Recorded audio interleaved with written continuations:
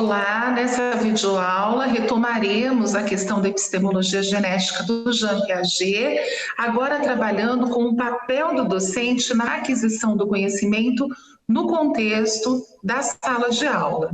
Para trabalhar com a questão do papel do docente na aquisição do conhecimento no contexto escolar, nós vamos trabalhar com o texto base da professora Carmen Scriptori, o papel do docente na aquisição do conhecimento em contexto escolar, né? Vamos trabalhar, então, questões vinculadas a como o professor pode auxiliar, né, o seu aluno na aquisição do conhecimento, tendo como base os conhecimentos da epistemologia genética. Então, sob a ótica piagetiana, as pessoas adquirem conhecimento ou valores morais por meio de um processo construtivo de interação constante. Esse processo, ele é uma adaptação dinâmica e progressiva entre as necessidades do homem, né, do sujeito, e aquilo que o meio exige, né, desse sujeito, no qual a sua atividade própria é o que realmente conta. Então, como nós vimos, né, na epistemologia genética, o que conta de fato é a atividade do sujeito, né, pensar esse aluno sempre como um aluno ativo que tem o seu papel no seu desenvolvimento e na sua aprendizagem, né, um papel ativo, obviamente, em relação também com o professor, né, Piaget em nenhum momento disse que o sujeito aprende sozinho. O papel do professor é fundamental e é necessário nesse processo. Vamos ver como, né? O ser humano, ele parte sempre de uma determinada estrutura orgânica, né? A gente também já viu isso, né? Essa estrutura orgânica, ela possibilita uma atividade que abre o que a gente chama de possibilidades adaptativas de troca com o meio físico-social. Esse é o pressuposto biológico básico sem o qual a gente não pode entender a teoria psicogenética, né?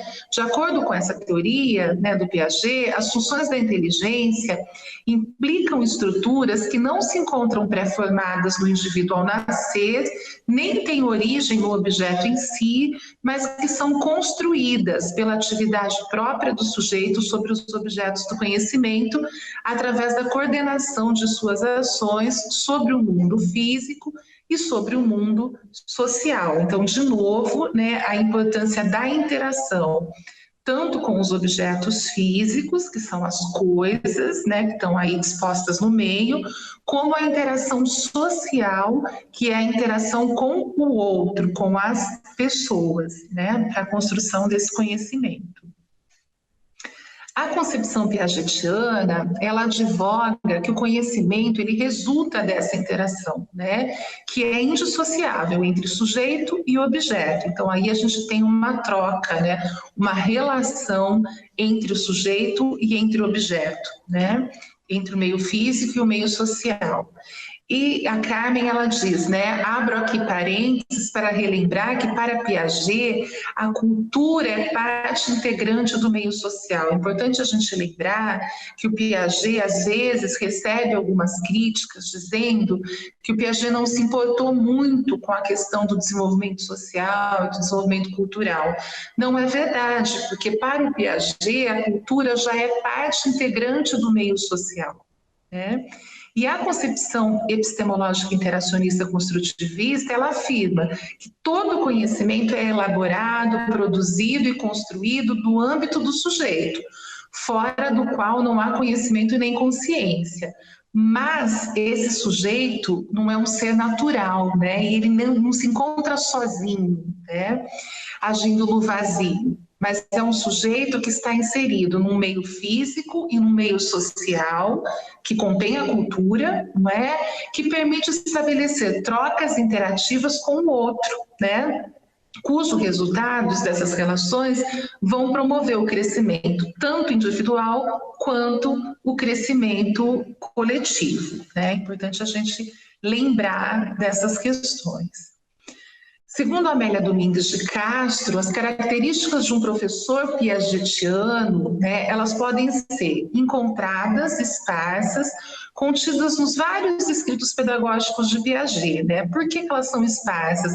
Porque o Piaget não tem um livro que ele fala sobre o professor, né, ou sobre o papel do professor, mas ele cita o professor em várias de suas obras em alguns momentos, não é? Especialmente quando ele se refere mais explicitamente ao que ele chama de objetivos da educação, né? Mas duas dessas características se sobressaem. Né? A capacidade de fazer coisas novas, que caracteriza os homens inventivos, criadores e descobridores, e a capacidade crítica, que é típica do indivíduo que constantemente busca verificar e provar os dados ou informações advindas do meio. Né? Então, são duas características que o Piaget defende, né? Como se pode constatar, as características atribuídas ao professor são as mesmas que a gente também considera desejável na formação do aluno, né? Uma atividade própria, tanto para o professor quanto para o aluno, uma intencionalidade, né? No caso do professor, uma intencionalidade pedagógica, no caso do aluno, uma intencionalidade de aprendizagem e a questão da objetividade. E é nesse sentido que essa formação de professores vai buscar propiciar o desenvolvimento de atitudes de pesquisa constante, com o propósito e a intenção das suas ações, porque hoje a gente já sabe que nem todo ensino produz aprendizagem, não é? Tanto que a gente nem usa muito mais o ensino, tracinho, aprendizagem, né? Como se fosse algo automático, né? Todo ensino gera aprendizagem. A gente já sabe que não é assim, né? Que às vezes está lá uma tentativa de ensino, né? Mas que não gera de fato uma aprendizagem significativa, que é o que almejamos, aquilo que desejamos. Buscando tudo isso, né, o Piaget ele ressalta a preferência que ele tem por uma metodologia ativa. É importante um parênteses aqui, ok? O Piaget ele não criou nenhum método de ensino, tá bom? Construtivismo não é método. Construtivismo é teoria do desenvolvimento, né? Então ele não criou nenhum método, mas ele tem uma preferência do que ele chamou de metodologia ativa, né? O que é uma metodologia ativa? É aquela que o professor ele tem intencionalidade no que ele planeja, no que ele faz, e ele realiza ações capazes de levar a bom termo os seus objetivos educacionais, buscando a atividade do aluno, né? A cooperação entre alunos, a relação com o meio físico-social, possibilidades de desequilíbrio, né? Para que mecanismos internos de assimilação e acomodação sejam acionados e que a criança, o sujeito, possa de novo se equilibrar.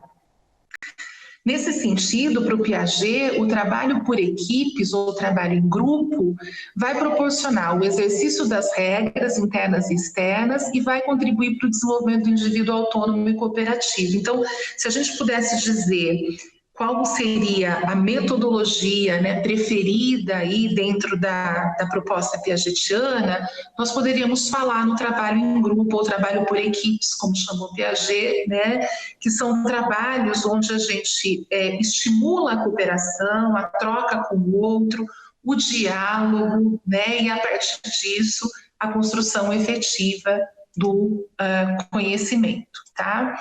Deixei aqui alguns textos que eu acho que são bastante importantes para conhecer mais esses temas que a gente discutiu nessa videoaula, né? Esse primeiro texto, Trabalho por Equipes na Escola, Notas Psicológicas, né? É um texto extremamente interessante do Piaget, que vai falar um pouquinho sobre a importância desse trabalho em grupo, né?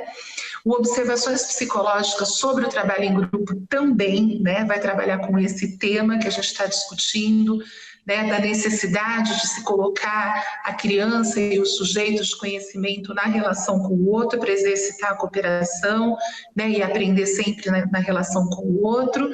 E um livro que eu gosto muito, que é do professor Mário Sérgio Vasconcelos, que trabalha com a difusão das ideias de Piaget no Brasil e que vai dizer como, né, que as ideias do Piaget foram se difundindo, né, desde o seu primeiro texto que chega aqui, entre os educadores brasileiros e tudo que deriva, né, dessa difusão.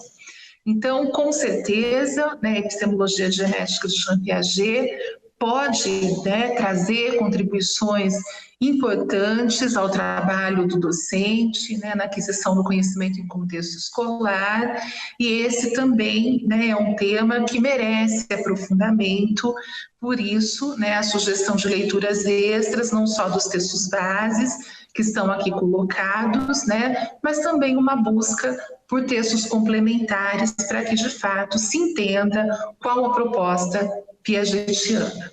Muito obrigada pela sua atenção.